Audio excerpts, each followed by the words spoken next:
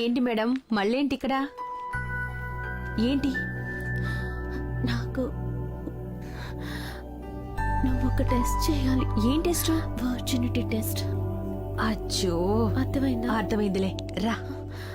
ఎవరే ఆ మహానుభావుడు? వాడు నిన్ను కాదు నన్ను చంపుతున్నాడు.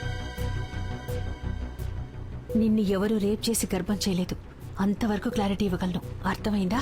ముందు ఎలా వచ్చిందో పక్కన పెట్టు, ఏం చెయ్యాలో ఆలోచించు. 3 నెలల వరకే అబార్షన్ చేయగలం.